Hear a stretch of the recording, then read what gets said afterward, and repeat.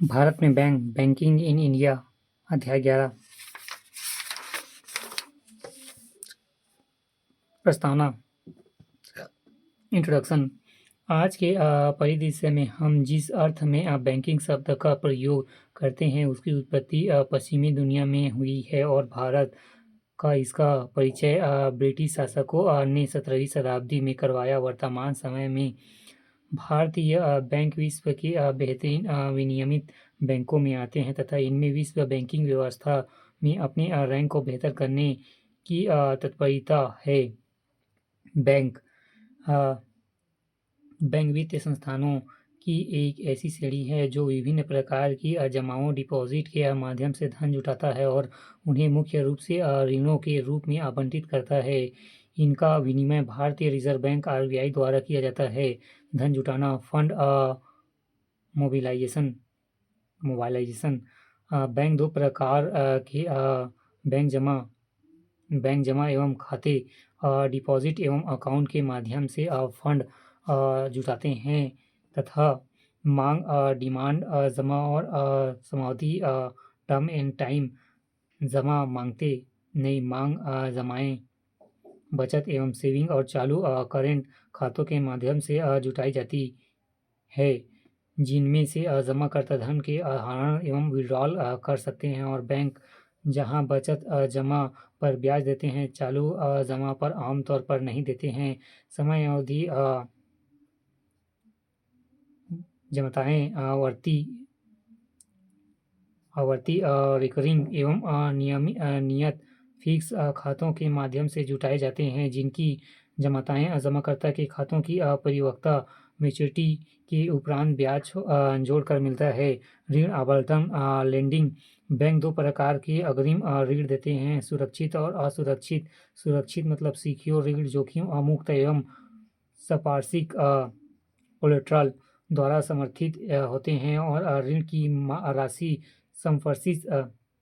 संपार्श्विक के रूप के मूल के बराबर या उससे कम होते हैं। असुरक्षित अनसिक्योर ऋण जोखिम भरे एवं आंशिक रूप से संपार्श्विक द्वारा समर्थित होते हैं। ऋण की राशि संपार्श्विक के मूल्य से अधिक होती है। गैर बैंकिंग नॉन बैंक्स।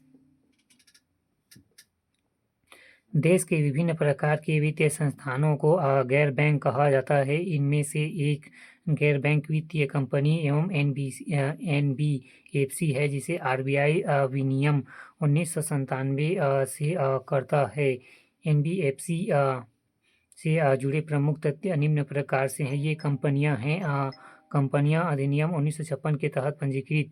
इन्हें जमाओं केवल समावधि जमा एवं उधारी के माध्यमों से धन जुटाने एवं ऋण देने, प्रतिभूतियों में निवेश करने एवं पट्टे लीजिंग एवं किराया खरीद हेयरिंग परचेस व्यवसाय करने की अनुमति है। इन्हें कृषि औद्योगिक गतिविधियों को अपने मुख्य व्यवसाय के रूप में चुनने एवं वस्तुओं का व्यापार करने, प्रतिभूतियों के अलावा और अचल संपत्ति संबंधित सेवाएं उपलब्ध कराने की अनुमति नहीं है। इनकी क्रेडिट रेटिंग निवेश ग्रेड की होनी चाहिए और इन्हें CAR पूंजी पर्याप्त अनुपात का भी अनुपालन करना पड़ता है। इनकी दो प्रमुख श्रेणियां हैं,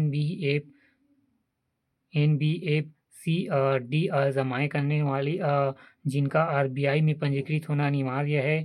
NBFC ND जमाएं नहीं स्वीकार करने वाली RBI में पंजीकृत होना अनिवार्य नहीं है।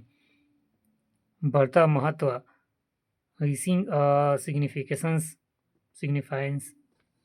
सिग्निफिकेशंस।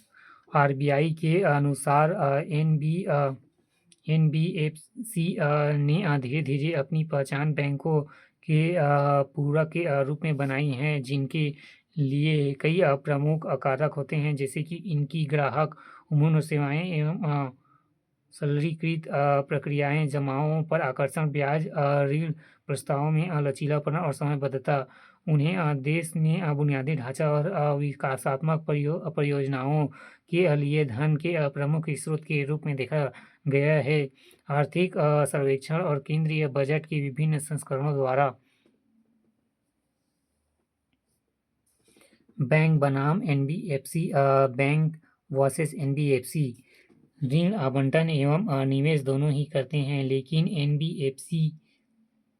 एनबीएफसीज मांग जमा स्वीकार नहीं कर सकते हैं, अर्थात बचत और चालू जमा स्वयं पर आधारित चेक जारी नहीं कर सकते हैं, भुगतान निपटान प्रणाली का हिस्सा नहीं है और उनकी जमाएं आरबीआई द्वारा बीमा नहीं होती है। बैंकों के विपरीत गैर बैंक जिनका विनियमन आरबीआई नहीं बल्कि कोई अन्य नियामक करते हैं,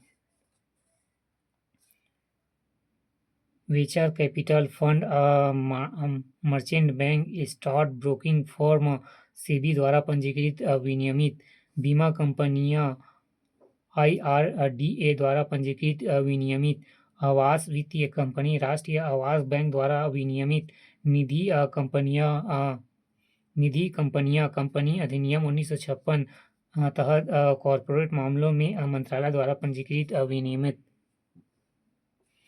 चीट फंड कंपनी अधिनियम 1982 से तहत संबंधित राज्य सरकारों द्वारा विनियमित